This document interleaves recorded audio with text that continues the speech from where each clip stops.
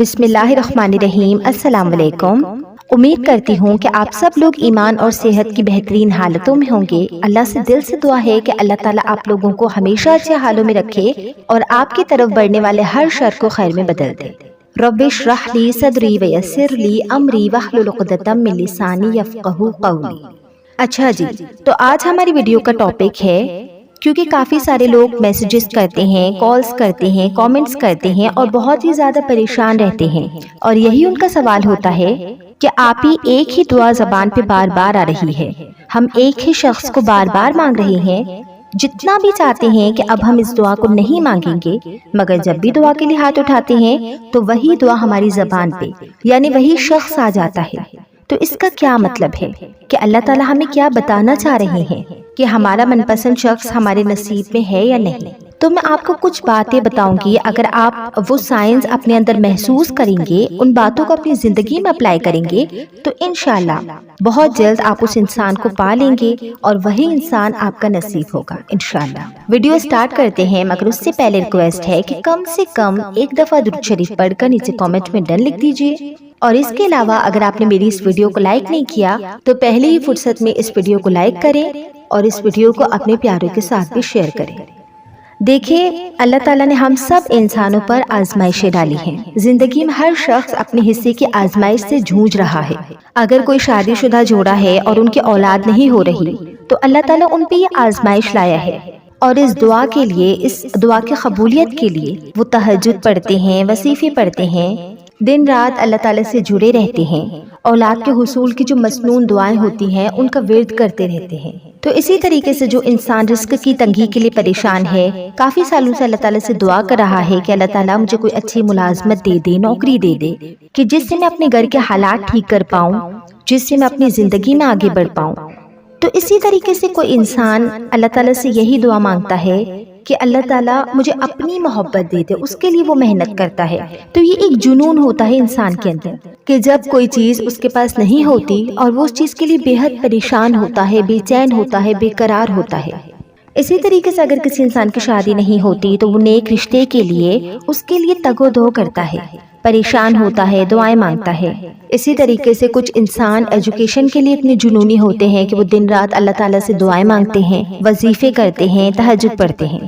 تو آج کا ہمارا جو ٹاپک ہے وہ یہی ہے کہ من پسند شخص کے لیے یا من پسند شخص کو حاصل کرنے کے لیے انسان اسی طریقے سے جب جنونی ہو جاتا ہے کہ وہ دن رات اسی انسان کو مانگتا ہے، اسی انسان کو اپنی دعاؤں میں مانگتا ہے، اور اپنی دعاؤں میں اتنی محنت کرتا ہے، اپنی عبادت میں اتنی محنت کرتا ہے کہ کافی مہینوں تک، سالوں تک بس اللہ تعالیٰ سے مانگتا رہتا ہے، اور اسے پتہ ہی نہیں ہوتا کہ یہ انسان میرے نصیب میں ہے یا نہیں، میں کب تک اور کتنے عرصے تک اس کو مانگوں، یا وہ انسان مجھے کب ملے گا، کب راستے کھلیں گے، کب اللہ تعالیٰ وسیلے پیدا کرے گا، ہے نا؟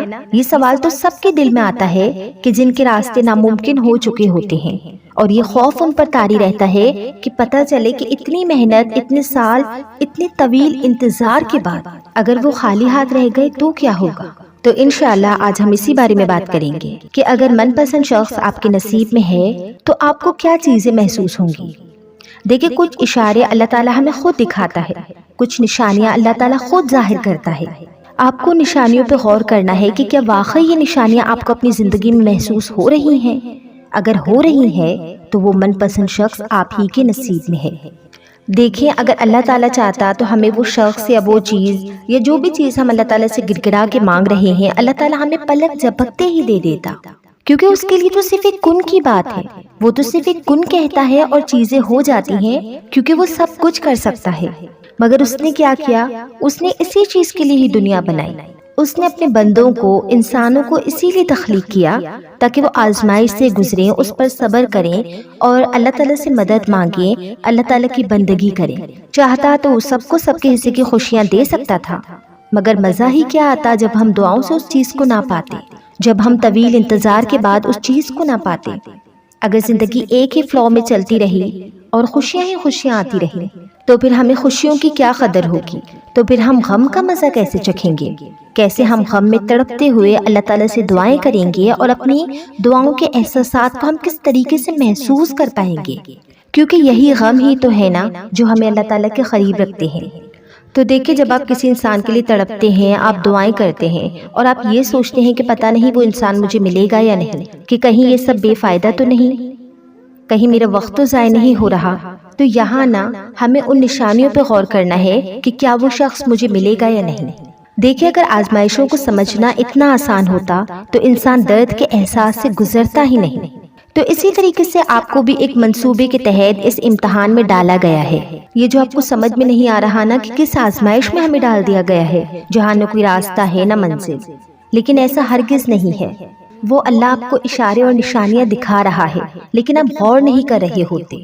اور جو لوگ محبت کے امتحان سے گزرتے ہیں تو ان کی تکلیف تو سمجھ سے باہر ہوتی ہے کہ نہ مل رہا ہوتا ہے نہ دل سے نکل رہا ہوتا ہے۔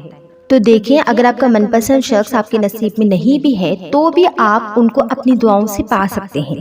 اللہ تعالیٰ نے ہمیں قرآن کے ذریعے بہت ساری نشانیاں دکھائیں، بہت سارے اشارے بتائے، صرف اسی مسئلے سے ریلیٹڈ نہیں بلکہ ہر مسئلے سے ریلیٹڈ۔ تو سب سے بڑی بات کیا ہے کہ آپ کا من پسند شخص آپ کے نصیب میں ہے یا نہیں، تو اس شخص کے اندر آپ کو ایک خاص قسم کی نشانی محسوس ہوگی کہ آپ کو اس میں ایک الگ ہی سکون محسوس ہوگا، یعنی اس کی محبت آپ کو اللہ کے قریب کر دے گی، اس کی محبت آپ کی زندگی میں نئے نئے راستے کھولے گی۔ یعنی کچھ لوگ ایسے ہوتے ہیں کہ جن کو تہجد کا پتہ نہیں تھا، تہجد کی نماز کیسے پڑھی جاتی ہے، کتنی رکعتیں ہیں، تہجد کی نماز کے کیا فضائل ہیں، کیا برکات ہے۔ تو اس محبت کی چاہت کی شدت کی بنا پر ان کو تہجد کے بارے میں پتہ چلا، تو مطلب وہ انسان تہجد کے ذریعے اس انسان کے ذریعے اللہ تعالیٰ کے قریب جاتا ہے، تو مطلب یہ محبت انہیں اللہ کے قریب لے گئی۔ تو جو محبت آپ کو اللہ کے قریب لے جائے اس میں آپ کو ایک الگ ہی سکون محسوس ہوگا، کیونکہ آپ اس محبت کو پانے کے لیے اللہ تعالیٰ کے پاس گئے۔ تو یہ آپ کی ایک آزمائش ہے، اللہ تعالیٰ نے ایک ذریعہ بنایا آپ کو اپنے تک لانے کا۔ ایک اشارہ یہ بھی ہے کہ اس انسان میں آپ کو ایک خاص ہی طرح کا اٹریکشن محسوس ہوگا، کشش محسوس ہوگی، آپ کے دل کو سکون ملے گا، اس کو خود بخود اللہ تعالیٰ سے مانگنے کا دل کرے گا، دل خود بخود دعاؤں میں لگ جائے گا، اللہ تعالیٰ کو راضی کرنے کا دل چاہے گا، گناہوں سے دور ہونے کا دل چاہے گا۔ آپ اپنے لیے بھی خیر مانگیں گے اور اس کے لیے بھی خیر مانگیں گے، اور یہی چاہیں گے کہ میرا یہ رشتہ کبھی بھی حرام نہ بنے۔ دیکھیں محبت کرنا ناجائز نہیں ہے، محبت کرنا حرام نہیں ہے، ہاں جب تک انسان اسے حرام نہ کر دے، یعنی انسان دن رات چیٹس پہ، کالز پہ، لیٹ نائٹ باتیں کرتا رہے، اس کا ہاتھ پکڑے، اس کے ساتھ ملے، اور بھی بہت کچھ اس سے آگے۔ ظاہر ہے دل میں محبت ہوگی تبھی تو ہم ایک انسان کے ساتھ اچھی زندگی گزار سکیں گے۔ قرآن پاک میں اللہ تعالیٰ نے اس رشتے سے ریلیٹڈ فرمایا، اور اس کی نشانیوں میں سے ہے کہ اس نے تمہارے لیے تمہاری ہی جن سے جوڑے پیدا کیے تاکہ تم ان کی طرف سے سکون پاؤ، اور اس نے تمہارے درمیان محبت پیدا کر دی۔ بے شک اس نظام تخلیق میں ان لوگوں کے لیے نشانیاں ہیں جو غور و فکر کرتے ہیں۔ تو دیکھیں یہ نشانیاں اللہ تعالیٰ ہمیں دکھا رہے ہیں۔ اب اکثر لوگ یہ سوال کرتے ہیں کہ ہم جب بھی دعا کرتے ہیں اسی کو مانگتے ہیں، دل بار بار اسی کو مانگنے کو کرتا ہے، ہر وقت پہ ہم اللہ تعالیٰ سے اس کو طلب کرتے ہیں، مگر پھر بھی کوئی راستہ نہیں نکلتا۔ تو یہاں پر لوگ پریشان ہوتے ہیں کہ پتہ نہیں یہ شے ہمارے لیے ٹھیک ہے یا نہیں، ہم صحیح مانگ رہے ہیں یا نہیں۔ تو دیکھیں یہ خواہش اللہ تعالیٰ نے آپ کے دل میں ڈالی، اور اس کو پانے کے لیے آپ اللہ تعالیٰ سے مدد کے لیے آگے بڑھے۔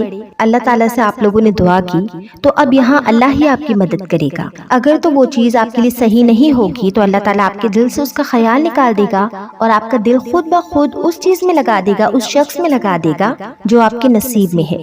لیکن جن لوگوں نے لاکھ کوشش کر لی لیکن کہیں اور راستہ نہیں بن پا رہا، اور اسی ایک دعا کی طلب میں انہیں سکون مل رہا ہے، تو جان لیجیے اسی انسان نے آپ کے صبر اور دعاؤں کے بعد آپ کا نصیب بن جانا ہے۔